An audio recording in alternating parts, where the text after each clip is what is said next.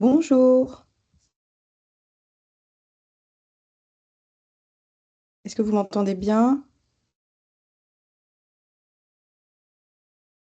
D'accord.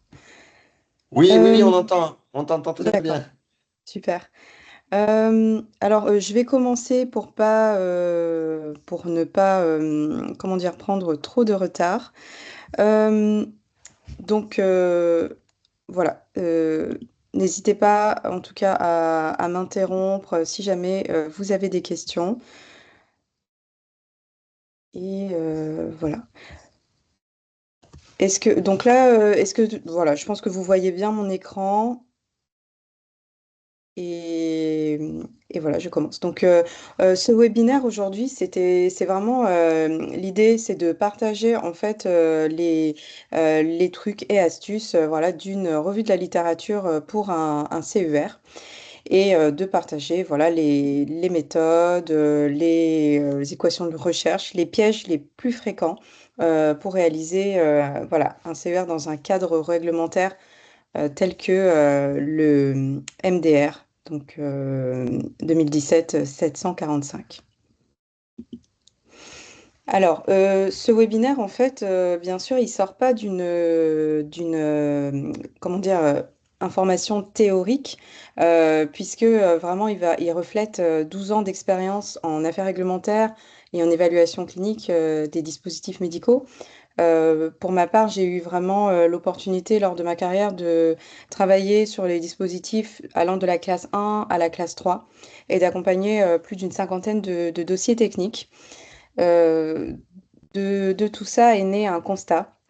La recherche bibliographique est vraiment un maillon important, pourtant très chronophage, mais cela dit très important pour la réalisation d'un CER.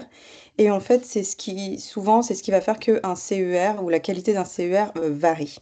Et c'est vraiment ce qui a donné lieu à la naissance de Noé en 2023. L'objectif un peu de Noé, c'est vraiment de mettre l'intelligence artificielle au service de l'expertise humaine, de l'expertise métier, et de ne jamais se substituer justement à l'humain. Euh, voilà, aujourd'hui, Noé, on est déjà à la V4 de l'application. J'aurai peut-être le temps de vous montrer un petit peu lors de ce webinaire.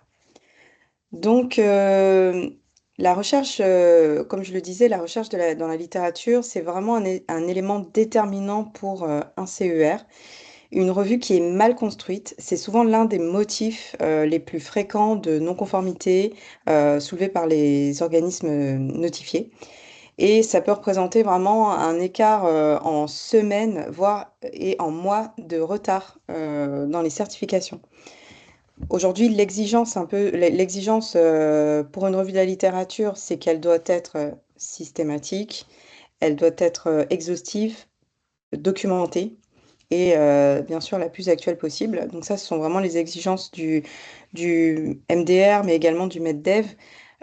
Sur le terrain, eh bien, ça se transcrit par des centaines, voire plus d'un millier d'articles, hein, dans certains cas, pour certains sujets.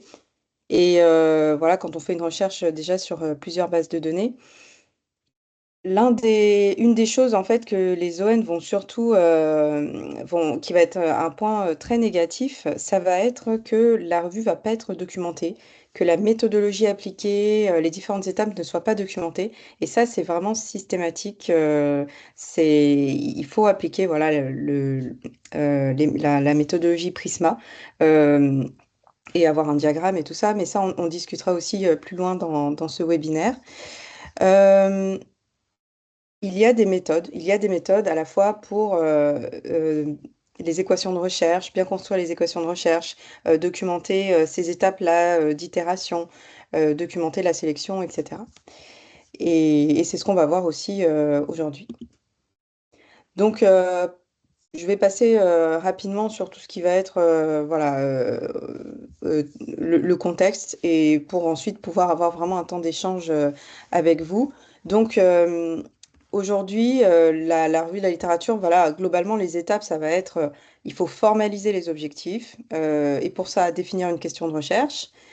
On peut aussi s'appuyer en plus sur des méthodologies qui sont très connues, telles que le PICO Enfin voilà, il y a le PICO, il y a le SPIDER, il y a plein de méthodologies qui permettent de délimiter le périmètre de la recherche. Ensuite, il faut choisir ses sources. Et là, voilà, il y a différentes sources qui sont recommandées, qui sont reconnues, voilà, comme des sources fiables par les autorités de santé, par les ON.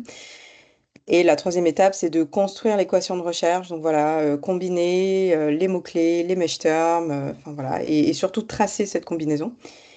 C'est pas un processus qui est linéaire, c'est vraiment un processus qui est itératif. On peut bien sûr ajouter des bases de données, itérer, changer ces équations de recherche pour ensuite voilà, pour, euh, pour arriver à un résultat satisfaisant. Et puis la dernière étape, c'est bien sûr le tri, l'extraction, l'évaluation des articles qu'on a retirés de ces bases de données. Eh bien, la première étape, donc vraiment la question de recherche. Une question de recherche qui va être trop vague va souvent conduire à une revue qui est confuse. Et pour ça, vraiment, et cela vraiment quelle que soit la rigueur de l'exécution ensuite, il faut, c'est vrai, bien définir les objectifs de la recherche. Qu'est-ce qu'on cherche à prouver? Quel est l'objectif de notre revue? Et pour cela, il est important de pouvoir retrouver dans sa question de recherche la population étudiée, l'intervention, peut-être le comparateur et également les outcomes et si jamais on veut le préciser, un horizon de temps. Ça peut être également, euh, ça peut permettre de construire une bonne question de recherche. Du coup, ici, moi, ce que j'ai fait, c'est vraiment de me dire que dans une question, d'essayer de rappeler que dans une question de recherche, il y a en général 5 critères à vérifier. Est-ce que la question, elle est vraiment spécifique? Donc, spécifique, on a mentionné vraiment une technologie, un dispositif médical mesurable. Donc, les outcomes mesurables, est-ce que, voilà, ils sont présents dans la question?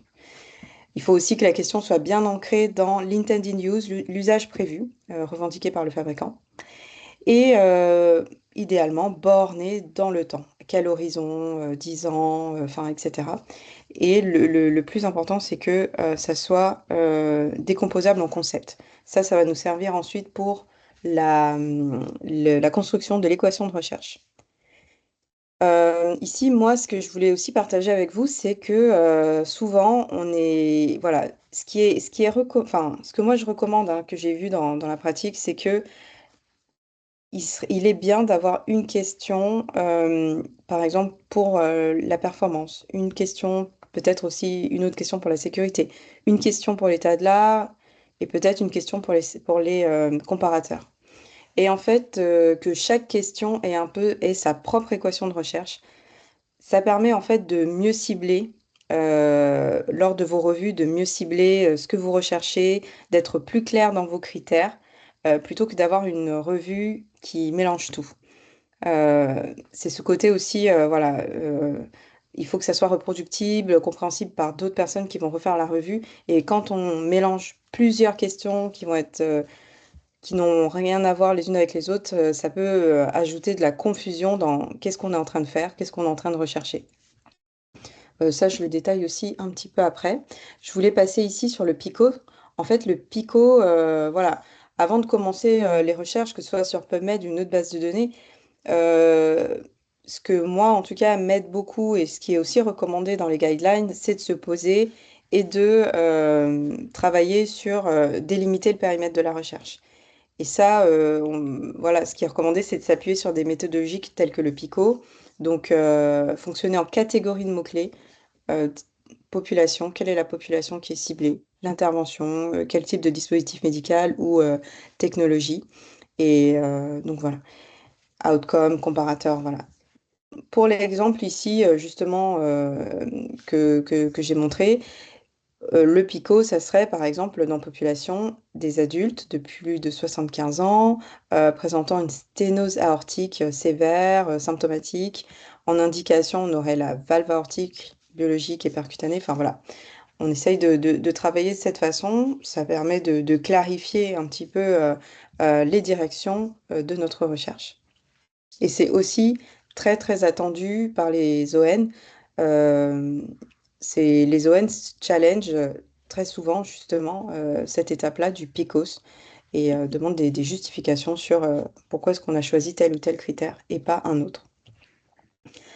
Ensuite, avant de construire son équation de recherche, une chose qui peut aider, c'est également, enfin, déjà aller chercher s'il n'y a pas déjà un travail bibliographique qui a été fait, donc une revue, une méta-analyse qui a été faite sur le même sujet. Euh, Parce que ça peut donner des idées sur déjà souvent, les auteurs vont documenter aussi leurs équations de recherche. Ça peut vous donner des idées sur vos propres équations de recherche, comment les améliorer, avoir un aperçu rapide de ce qui a été fait, de ce qui ressort, et vous aider à affiner dès le départ vos équations.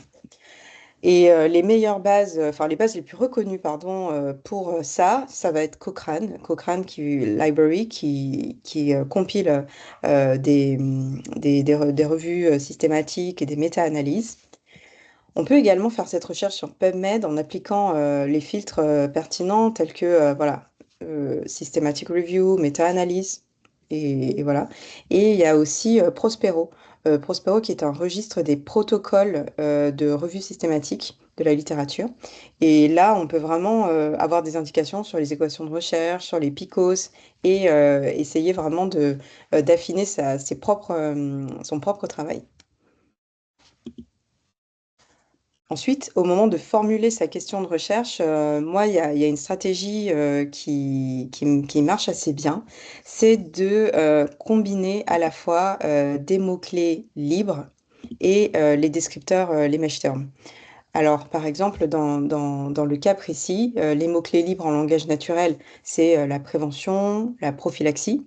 Et là, en fait, on va rentrer tous les synonymes, les différentes formes, singuliers, pluriels, dérivés. Pour faire ça de façon intelligente, on va dire qu'on peut utiliser tout ce qui est troncature. Voilà le petit astérix ici. Et du coup, ça va nous prendre en compte tous les mots comme prevention, preventive, etc. Et on peut également utiliser des guillemets si on veut des expressions exactes. Par exemple, là, accident vasculaire cérébral, entre guillemets, ça tient compte que de cette expression. Et à côté de ça, ma recommandation, c'est vraiment d'avoir, pour chaque concept, d'avoir à la fois les mots-clés en langage naturel et à la fois en langage contrôlé, donc avec les mesh terms. Et là, on recherche dans les dictionnaires mesh terms qu'est-ce qui correspond. Donc, par exemple, là, accidental fall, age.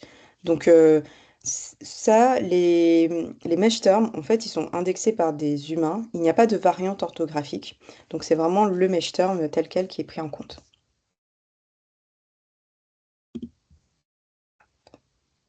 Ah, qu'est-ce qu'un mesh term? Un mesh term, c'est un mot ou une expression qui va décrire voilà, un phénomène ou une pathologie. Et en fait, il y a par exemple, les mesh terms sont surtout utilisés dans PubMed et ça va permettre de décrire un certain nombre de concepts ou de pathologies. Et vous avez vraiment un dictionnaire, une liste des mesh terms que vous allez pouvoir utiliser. Par exemple, quand vous travaillez sur un AVC, voilà, l'accident vasculaire cérébral, ben, vous l'avez en mots-clés libres que vous pouvez entrer comme ça sur PubMed. Et après, vous pouvez essayer de trouver l'équivalent dans les mesh terms. Et ça peut être formulé, voilà. Il y a toujours aussi identifié comme ça, entre crochets, le fait que ce soit un mesh term. Et donc ça permet vraiment d'avoir, combiner les deux, vous permet d'avoir voilà, une exhaustivité dans vos résultats. Ça peut paraître redondant, mais c'est vraiment complémentaire et on va le voir aussi pourquoi. Euh, une seule base de données donc ne suffit pas pour un CER. Voilà, le MedDev en fait recommande une recherche sur des bases de données pertinentes. Les bases de données qui sont reconnues, on va dire, pour les CER, c'est vraiment PubMed, voilà, Embase, qui est une très bonne base de données, bon, qui est payante. Voilà, donc tout le monde n'a pas forcément des accès à Embase. Il y a également Cochrane, hein, qu'on a cité aussi plutôt pour les méta-analyses et comment dire, les revues de la littérature. On a également Clinical Trial, voilà, qui est vraiment une base qui va regrouper tous les essais cliniques. Et cette base-là, elle peut être intéressante, même si beaucoup de gens disent les essais cliniques, ce sont des données qui sont non publiées, donc qui n'ont pas été revues par des pairs. Ça peut quand même être intéressant. Et j'ai une slide dessus aussi plus tard. Et je vous le dis peut-être maintenant, en fait, ça peut être intéressant parce que pour identifier des données défavorables. Parce que souvent, les données qui sont défavorables à un dispositif médical ou à une intervention, on va avoir tendance à ne pas les publier. Et donc, ils vont juste rester dans cette base-là. Et c'est pour ça que ça peut être intéressant parfois de compléter sa recherche avec Clinical Trial pour voir s'il n'y a pas des données défavorables qui ont été identifiées lors d'essais cliniques. Voilà. Les registres. Tous les domaines dans le dispositif médical ne comptent pas de registres, mais en tout cas, si vous faites de l'orthopédie, il y a beaucoup de registres. Voilà, les registres, ça va être c'est vraiment fait au niveau national et ça va reporter toutes les effets indésirables, les complications sur des interventions. Et puis, il y a une base de données qui émerge, dont on entend de plus en plus parler, c'est OpenAlex. OpenAlex qui est une base de données, voilà, qui peut être un complément. Alors vraiment, OpenAlex ne peut pas se substituer, ou en tout cas les ON n'acceptent pas OpenAlex qui va se substituer à PubMed, Embase ou Cochrane. Ces trois-là, c'est vraiment des bases très importantes, mais elle peut néanmoins être ajoutée en complément. Ça peut permettre de retrouver certains résultats et de compléter la recherche. Voilà, les mesh terms, du coup, je reviens sur les mesh terms. Les mesh terms, en fait, ça va vraiment être un dictionnaire de mots et d'expressions, de concepts qui ont été définis. Donc, c'est ce qu'on appelle un thésaurus. Un thésaurus, ça va être un dictionnaire un peu spécifique pour un métier, une spécialité, enfin voilà. Et justement, le thésaurus de PubMed, il est extrêmement puissant. Donc, l'avantage d'utiliser des mesh terms, c'est que tous les synonymes vont être automatiquement regroupés dans un seul terme. Il n'y a pas de variante orthographique à craindre. Donc, c'est pas parce que vous l'écrivez de telle ou telle manière que ça ne sera pas pris en compte. Donc, c'est vraiment intéressant. Et par contre, les faiblesses, c'est que avant que quand un article est publié, avant que des mesh terms lui soient attribués, on peut compter jusqu'à 6 mois. Et souvent, comme je le disais, ils sont indexés par des humains. Donc, il est possible que parfois les articles soient mal indexés. Mais voilà, Euh, c'est quand même une approche qui est très intéressante à utiliser. Une équation mesh term only avec juste des mesh terms en fait va pas permettre d'avoir tous les articles et il y a des données qui ont été publiées et qui montrent que avec une équation juste avec les mesh terms on peut rater jusqu'à 30% des articles pertinents ou récents sur le sujet. Et ça, pourquoi? Parce que je le disais en fait avant qu'un article ait des mesh terms qui lui soient attribués, il y a un délai entre 1 à 6 mois. Et donc, pendant ce laps de temps, eh bien, il n'y a aucun mesh term qui est attribué. Or, si vous faites votre recherche pendant ce laps de temps, vous n'allez pas pouvoir retrouver les articles. Voilà. Et donc, c'est pour ça que je préconisais à la fois une approche expression libre, mots-clés libres et mesh term. Je pense que ça, c'est la meilleure approche. Ou sinon, vous pouvez toujours utiliser une requête de rattrapage. Donc vous utilisez comment dire, vous faites, comment dire, une équation qui va être uniquement faite de mots-clés libres et vous essayez d'appliquer un filtre sur les 6 derniers mois. Et comme ça, vous allez essayer de rattraper un peu les résultats avec des articles qui n'auraient pas eu de mesh term attribués. Voilà. De toute façon, la présentation vous sera également envoyée à la suite, à la fin du webinaire. Donc voilà. Voilà, c'est ce que j'expliquais. De toute façon, c'est vraiment, allez, l'astuce, c'est vraiment d'avoir les mots-clés libres plus les mesh terms. Ça, c'est vraiment l'équation qui vous permettra de ramener le plus de résultats pertinents.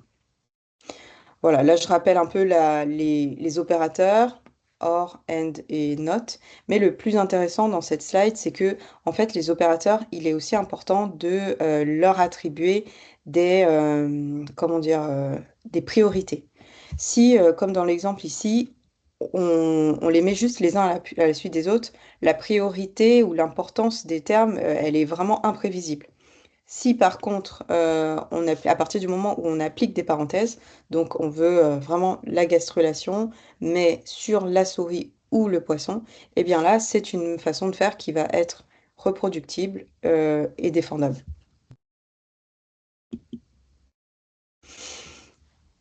Je passe un peu de temps sur les équations de recherche parce que c'est vrai que c'est une étape qui est assez sensible parce qu'il y a plusieurs itérations. Et le tout, c'est vraiment d'essayer de trouver l'équilibre entre le bruit, donc beaucoup de résultats pas pertinents, et justement l'absence de résultats.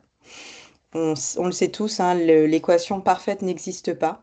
Il faut vraiment chercher un compromis pour le CER. Et juste une chose, c'est que enfin, les organismes notifiés vont vraiment avoir tendance à plutôt vous recommander d'être plus exhaustif, même si ça vous ramène beaucoup de travail et beaucoup de bruit, que vraiment trop ciblé et avec une possibilité d'écarter pas mal d'articles. Une autre chose, et là on revient un peu aux questions de recherche, eh bien c'est que pour plus de clarté dans votre dans votre méthodologie, pour plus de lisibilité, euh, moi ce que j'ai pu observer, c'est que avoir une revue qui est monolithique, donc avec plein d'objectifs, plusieurs questions auxquelles il faut répondre, en fait, ça faisait perdre en clarté et en lisibilité. Et on essaye de tout mettre dedans, et au final, c'est des revues qui deviennent difficilement lisibles et voilà, et confuses. Ce que j'ai pu observer et qui m'aide beaucoup vraiment aujourd'hui dans ma façon de travailler, c'est vraiment de séparer les questions de recherche en revues distinctes. Une question de recherche est associée à des critères bien spécifiques et plusieurs revues peuvent être menées en parallèle. Ça permet de toujours rester cohérent. La question de recherche, elle est cohérente avec les critères, avec les équations et voilà, ça me permet aussi d'être plus lisible et d'avoir des documents euh, in fine qui soient plus lisibles. Et c'est pour ça que je le disais ici, ben, par exemple, une première revue pour l'état de l'art qui va se focaliser sur les alternatives, les standards de soins, l'évolution de la pratique. Et puis une revue qui va être vraiment axée sur la performance, la sécurité. On peut rajouter également une revue ou une équation sur les dispositifs similaires, par exemple. Enfin voilà, plutôt que de tout grouper dans une même revue. Voilà, ça fait que les critères sont moins ambigus et beaucoup plus compréhensibles. Ensuite, je voulais aussi vous parler du prisma, parce que finalement, le prisma, ce n'est pas que le diagramme prisma. On parle beaucoup du diagramme prisma, mais il n'y a pas que ça. Le prisma, c'est avant tout une guideline qui va fonctionner comme une espèce de checklist avec jusqu'à 27 points hein, qui vont couvrir toutes les bonnes pratiques pour une revue de la littérature. Donc vraiment, ça va de la construction de la question de recherche, comment faire le PICO, voilà. Ce n'est vraiment pas que le diagramme à la fin. Et là, je vous remets celui qu'on connaît tous, donc le diagramme Prisma, qui est vraiment l'audit trail de votre revue. Qu'est-ce qui s'est passé dans votre revue? Les ON, bon, ils vont beaucoup regarder, ben voilà, vous avez eu combien d'articles, combien vous en avez exclus, quelles ont été les raisons d'exclusion. Les raisons d'exclusion, comment dire, c'est vraiment l'une des choses principales qui est regardée, comment dire, par les ON. Pourquoi est-ce que vous avez exclu des articles et surtout pour s'assurer que vous n'avez pas exclu des données défavorables, voilà, dans votre revue. Donc voilà, très important le diagramme Prisma. Il y a aussi une chose, moi en tout cas, j'ai déjà été challengée plusieurs fois et je ne sais pas si ça a été le cas pour les personnes présentes, mais j'ai déjà été challengée plusieurs fois lors de mes expériences précédentes sur le fait que il faut un relecteur quand on fait une revue de la littérature. Je sais que c'est très très compliqué parce que on perd deux fois plus de temps s'il faut que deux personnes soient mobilisées pour relire une revue de la littérature. Néanmoins, voilà, certains ON peuvent demander qui a relu, voilà, peuvent aussi voilà, imposer que il y ait au moins deux relecteurs quand on fait une revue de la littérature parce que il y a des données qui montrent que 13% un seul relecteur avec un seul relecteur, on peut manquer jusqu'à 13% des articles pertinents. Donc voilà, ça aussi c'est une chose qui est rappelée dans les guidelines Prisma et parfois rappelée par les ON. Donc il est important, si vous travaillez à plusieurs, ben, de se définir des personnes qui vont relire, même si c'est pas forcément qui vont faire le processus en double aveugle, ne serait-ce que voilà, on peut avoir un relecteur ou un approbateur et ou un approbateur. Donc, on va dire que la pratique, ce que dit le Prisma, c'est deux relecteurs en double aveugle. Et ensuite, il faut que les désaccords soient tranchés. Donc, il y a un consensus entre ces deux relecteurs. Le consensus peut aussi être comment dire, tranché par l'approbateur. Maintenant, comment ça se passe? C'est souvent, on fait son évaluation clinique, on a une personne qui relie, et puis on a une personne qui approuve. La personne qui approuve, c'est souvent un expert clinique. Parfois, ça peut arriver. Enfin voilà, on inclut bah, une personne qui a vraiment l'expérience clinique pour approuver ce qui ressort hein, de la littérature et de l'évaluation clinique.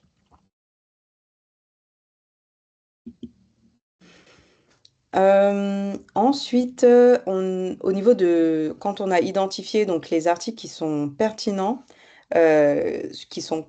pour notre sujet, eh bien, il y a plusieurs choses à aller chercher dans ces articles. Ça va être les caractéristiques de l'étude, la population, les outcomes, et voilà. Donc, c'est un peu les extractions, c'est toujours un peu pareil. Il faut aussi avoir les outcomes et les adverse events. Voilà, chacun peut faire son formulaire d'extraction, article par article. Dans un article, voilà, on va chercher ces différentes choses et on essaye de le retranscrire de la manière la plus lisible pour les ON.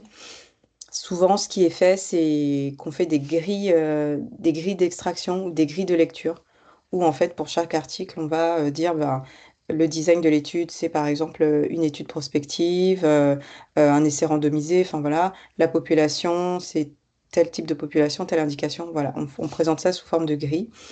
Donc voilà, c'est souvent ce qui est recommandé par les ON. Une fois qu'on a extrait les informations, mais en fait, on ne peut pas attribuer, en fait, tous les articles ne se valent pas, ou toutes les sources, en fait, ne se valent pas. On peut avoir parfois des posters de congrès, ça ne vaut pas autant qu'une méta-analyse ou que des essais contrôlés randomisés. Donc, c'est un peu ça le but de cette slide, c'est de dire qu'il y a des niveaux de preuves qui sont plus ou moins importants et il est important d'évaluer le niveau de preuve dans une revue de la littérature. Donc, voilà, le niveau le plus élevé, c'est vraiment les revues systématiques et les méta-analyses, les essais contrôlés, randomisés, voilà. Les études observationnelles, les registres cliniques nationaux, tout ça, ça arrive un peu après. Et voilà, vraiment en dernier, euh, les brochures de concurrents, les posters, enfin voilà. Et pour définir le niveau de preuve, il y a plusieurs outils, il y a plusieurs échelles. Donc, pour le dispositif médical, dans le cadre de la recherche euh, sur un dispositif évalué, il est très intéressant d'utiliser l'IMDRF. L'IMDRF, c'est une échelle qui est vraiment spécifique au dispositif médical, qui a été designée pour ça, et qui permet de dire est-ce que la donnée concerne bien le dispositif médical évalué, euh, l'utilisation prévue? Et si oui, est-ce que la donnée, elle est de qualité ou pas? Et là, l'échelle, elle va prendre en compte à la fois le suivi, la méthode statistique documentée, l'évidence clinique. Donc, c'est une échelle qui est vraiment dédiée au dispositif médical et qui est très importante de retrouver quand vous évaluez des articles sur le dispositif en question. Il y a d'autres échelles qui vont être un peu plus génériques, hein, qui vont être, par exemple, le CEBM de l'Oxford Center Evidence-Based in Medicine. Donc, ça, c'est une échelle qui va plutôt juger la force la puissance des données en fonction du design de l'étude. Et là, je le remets un petit peu. Une étude randomisée, pardon, oui, une revue systématique ou une méta-analyse va vraiment avoir plus de poids que euh, un essai randomisé contrôlé ou un avis d'expert. Ensuite, il y a d'autres échelles. Donc, pour évaluer les risques de biais, on peut utiliser par exemple la ROB 2 ou la Robbins 1. Et également une dernière échelle qui est le grade en fait, qui va servir à appliquer un niveau de confiance aux données qui proviennent d'un article. Est-ce que le niveau de confiance est élevé, modéré, etc. Euh, voilà, je vais passer un peu rapidement sur celle-ci. Celle-ci, c'est vraiment pour dire que une méta-analyse, on peut se dire que vraiment, c'est vrai que dans les CER, on doit faire une revue de la littérature, une revue systématique, mais c'est pourtant pas équivalent vraiment à une méta-analyse. Parce que une méta-analyse, on va vraiment avoir des outcomes qui sont très homogènes, qui sont comparables entre études. Or, dans une revue de la littérature dans le cadre d'un CER, il peut y avoir une très forte hétérogénéité entre les outcomes, les designs, les dispositifs. Et c'est pas tout à fait une méta-analyse, mais plutôt une synthèse narrative. Enfin voilà, c'est juste un détail. Je vous mets de toute façon les références avec le Prisma où vous pourrez trouver plus d'informations là-dessus. Les biais de publication, donc ça je vais passer aussi.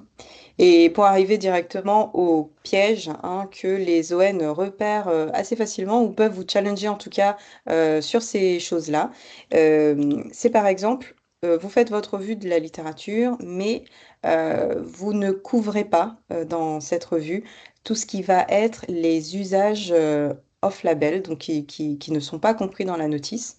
Et ça aussi, c'est un point qui peut être challengé dans votre dossier. Euh, Pourquoi est-ce que vous n'allez pas vous documenter sur les mésusages, etc. Eh bien, pour ça, par exemple, je sais que une fois, on a été challengé sur le fait qu'on ne prenait pas en compte les case reports parce que le niveau de preuve était trop faible sur les case reports. Eh bien, justement, un ON nous a fait remarquer à juste titre que dans les case reports, on pouvait éventuellement détecter des mésusages, des usages off-label, et que c'était quand même important de les prendre en compte, et qu'ensuite ça pouvait alimenter justement l'analyse de risque. Voilà. Ça pouvait servir de input pour l'analyse de risque. Donc ça, c'est vrai que c'est intéressant et voilà. Et toujours documenter, tracer que vous avez repéré dans la littérature des usages off-label et ensuite les utiliser, réutiliser dans votre analyse de risque. Ça peut être vraiment une chose qui est très puissante et en tout cas que les ON apprécieront. Il faut aussi, si jamais, voilà, avoir une stratégie pour traiter les disparités géographiques. Parce qu'on le sait, en fait, surtout dans le dispositif médical, la pratique va beaucoup influencer le résultat clinique. C'est pas comme le médicament où, voilà, un médicament, on le prend et c'est tout. Là, la pratique et donc différentes pratiques dans différents pays, différents endroits peuvent vraiment influencer le résultat clinique. Et donc, il faut avoir une stratégie ou en tout cas dans votre rapport, discuter des zones, des résultats qu'on a eus en fonction des différentes zones. Parfois, on peut se dire, bah, on peut observer qu'il n'y a pas de différence. Et donc, dans ce cas-là, bah, c'est super. Les données obtenues extra-Europe peuvent être transposables à d'autres zones. Et là, c'est vraiment c'est vraiment parfait, c'est tout ce qu'on recherche, une économie d'efforts. Donc voilà, pour revenir un peu sur tout ce qu'on a dit, finalement, là, il faut que le dossier soit clair, que la méthodologie soit documentée. Voilà, dans le protocole, ben, retrouver les picots, les bases de données, les équations de recherche avec les mots-clés, les mots-clés libres, les mèches termes, les critères d'inclusion. Pourquoi est-ce qu'on a décidé d'inclure ou d'exclure les articles? Quelles échelles quelles échelles niveau de preuve vous avez utilisé?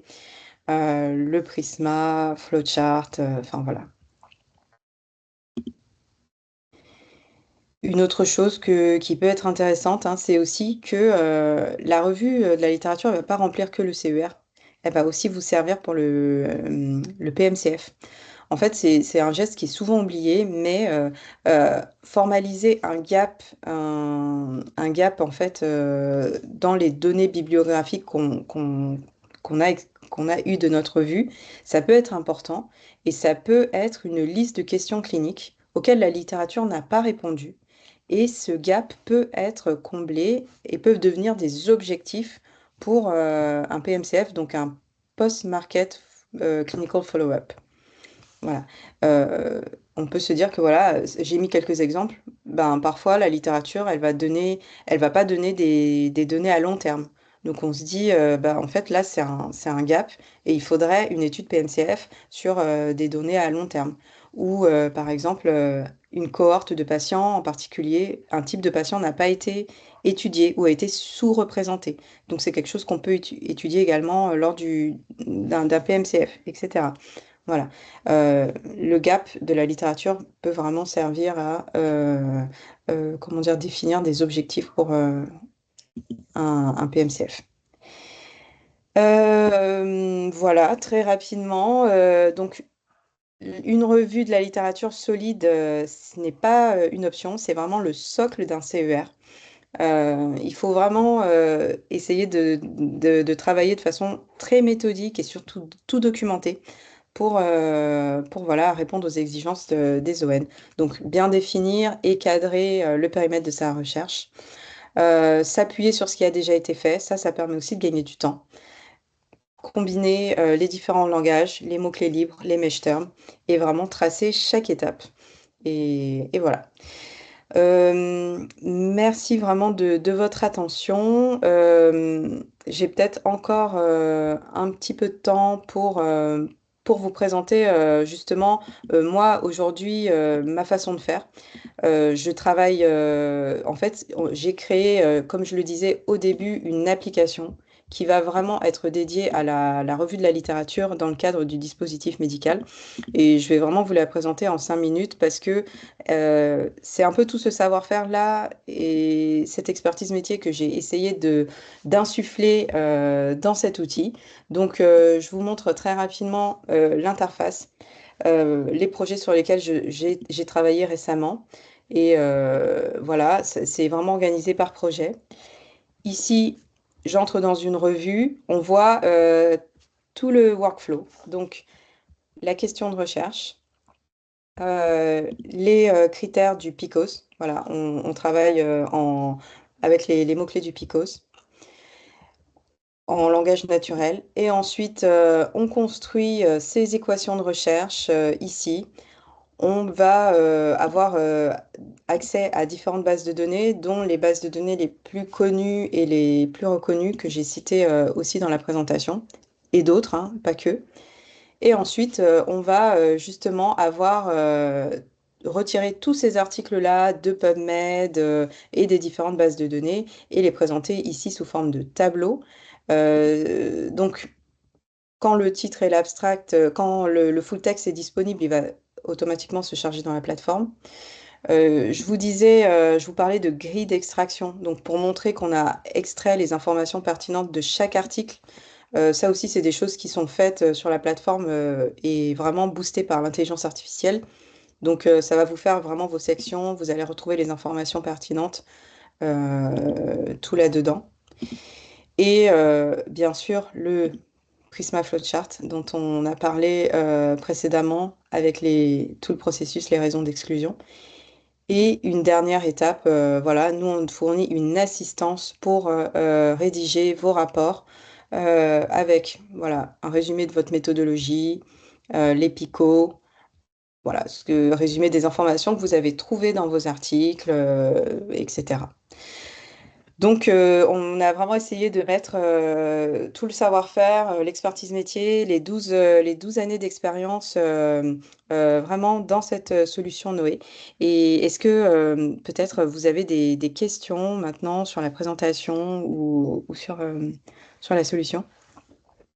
Je pense qu'on peut débloquer un peu, que vous pouvez déverrouiller vos micros si jamais vous souhaitez intervenir. Ok. Euh, Merci beaucoup, du coup, des deux présentations. La solution, elle est élégante, a priori, mais avoir à transcrire auprès de l'organisme notifié, vous avez déjà eu des retours? des retours d'audit, hein? Oui, tout à fait.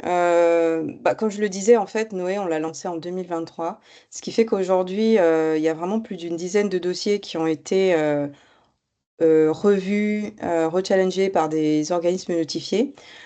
Aujourd'hui, vraiment, nous, le retour qu'on a des ON, c'est que ce qu'ils attendent d'une solution hein, qui va aider à la revue de la littérature, c'est que tout soit traçable. Et c'est vraiment ça que nous, on fait dans Noé. Tout est traçable. Il y a une vraie... Enfin voilà, tout ce qui est fait sur la plateforme est documenté. Quand il y a une action qui est faite par l'IA et qui n'a pas été revue par l'humain, elle est documentée également. Et ça, c'est ce que les ON recherchent. C'est d'avoir vraiment la traçabilité, la clarté sur tout ce qui a été fait et savoir faire la différence entre ce qui a été fait par l'IA et ce qui a été fait par l'humain. Et c'est vraiment le seul point qu'ils ont soulevé. Et nous, on a essayé de répondre avec Noé de cette façon. Oui. Et dans le partage que vous nous avez fait de l'interface, moi, j'ai pas trop perçu ce qui était justement de l'action humaine et de l'action automatique. Alors, on a, comment dire, déjà, on a plusieurs features qui permettent de le voir. Donc, je vais repartager. Vous voyez, là, je suis sur le Prisma, par exemple. Tout ce qui a été enlevé par comment dire, l'IA automatiquement, ça a été les doublons. Il y a 4 doublons et quand on fait l'export, en fait, il y a un onglet bien précis où on voit ce qui a été enlevé par l'IA et considéré comme un doublon. Ensuite, c'est vrai que je suis allée un peu rapidement. Vous voyez au niveau du tri des articles, en fait, vous avez ici au niveau du screening, vous avez la prédiction de l'IA. Et vous avez ensuite le choix de l'utilisateur. Le choix de l'utilisateur sur notre plateforme, il est obligatoire. L'utilisateur doit valider ou invalider le choix de l'IA. Donc ça, déjà, c'est une assurance que bah, l'IA a fait une proposition, mais que, en tout cas, l'utilisateur, il a forcément fait son propre choix. Ça, c'est une chose. Ensuite, tout ce qui est généré automatiquement par l'IA. Vous voyez là, je me suis fait aider par l'IA pour l'IA de Noé pour créer ma requête. Et c'est tout de suite identifié. AI Generated Queries. Et quand c'est des requêtes manuelles, bah, par exemple, c'est plutôt le titre que vous avez choisi. Donc il y a plein de petites choses comme ça qui sont mises en place sur l'application et qui permettent voilà, de faire la différence à chaque fois. Et puis, euh, donc voilà. Ok, merci beaucoup. C'était très intéressant. Merci de votre temps. Merci. Euh, Est-ce que d'autres personnes avaient des questions? Dans tous les cas, la présentation que je vous ai faite, elle est retranscrite, pardon, elle est enregistrée, donc elle vous sera envoyée, vous pourrez la revisionner si jamais, et on vous transmettra aussi les supports, donc voilà pour de présentation.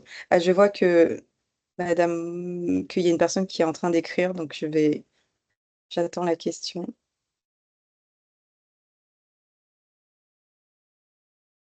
Ah, bah, merci à vous en tout cas. Et merci d'avoir suivi ce webinaire. Et voilà. Ah, peut-être une dernière chose. Est-ce qu'il y a des sujets qui n'ont pas été traités et que vous auriez voulu qu'on traite? C'est vrai que vous pouvez aussi nous l'envoyer dans le chat et on pourra peut-être faire un autre webinaire. Voilà. Euh, j'ai Oui. une dernière question. J'ai Oui. pas compris si vous pouviez faire des SOTA avec votre outil pour les autres gens ou si vous proposiez juste la solution plateforme. Ah, on propose la solution plateforme telle quelle et on peut aussi faire, moi je continue à faire quand même des rapports d'évaluation clinique. Voilà, donc les deux sont possibles. Ok. Très bien, merci beaucoup Merci. d'avoir assisté.